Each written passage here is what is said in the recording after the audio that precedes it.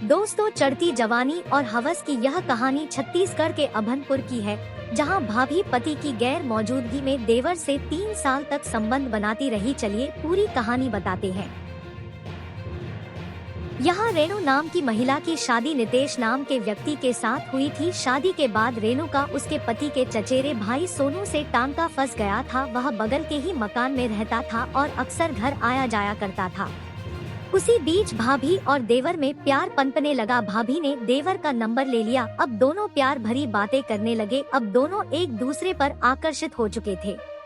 एक दिन पति के काम पर जाने के बाद भाभी ने देवर को घर बुला लिया। देवर घर आ गया क्योंकि वह भी भाभी पर फिदा हो चुका था। थोड़ी ही देर बाद भाभी ने घर का दरवाजा बंद किया और देवर को रूम में ले गई।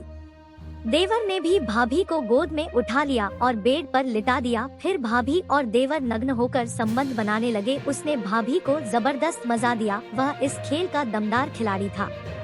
अब जैसे ही पति काम पर जाता, भाभी देवर को बुलाती और अपनी प्यास पूरी करते। पत्नी को पति से ज्यादा देवर के साथ बहुत मजा आ रहा था। देवर भी भाभी को बिल्कुल तृप्त कर देता था। लगभग 3 साल तक ऐसा ही चलता रहा। भाभी देवर से चोरी छुपे संबंध बनाती रही, लेकिन अब देवर की भाभी से भूख पूरी हो चुकी थी। उसका भाभी से मन भर चुका था। अब वह भाभी के साथ संबंध नहीं बनाना चाहता था। अब उसने भाभी को इग्नोर करना शुरू कर दिया। भाभी फोन करके बुलाती, लेकिन अब वह नहीं जाता। लेकिन भाभी को तो उसके साथ ही मजा आ रहा था। भाभी उसे छोड़ना नहीं चाह रही थी। उसके मना करने के बाद भी भाभी उसे जबरदस्ती बुलाती और संबंध बनाती, लेकिन उसे यह सब सही नहीं लग रहा था। लेकिन भाभी मान ही नहीं रही थी। संबंध नहीं बनाने पर भाभी का देवर से विवाद होने लगा था। बार बार मना करने के बाद भी भाभी उससे शारीरिक संबंध बनाना चाहती थी।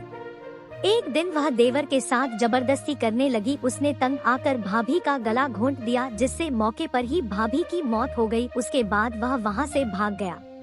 शाम को पति जब घर लौटा तो उसने अपने पति को मृत पाया। आसपास के लोग इकट्ठा हुए। पुलिस को सूचना दी गई। फिर पुलिस ने लोगों से जानकारी लेना शुरू कर दिया। एक आदमी ने बताया कि मैंने तुम्हारे चचेरे भाई को घर से निकलते देखा था। पुलिस ने उसे बुलाया और उससे पूछताछ की तो वह बयान बदलने लगा।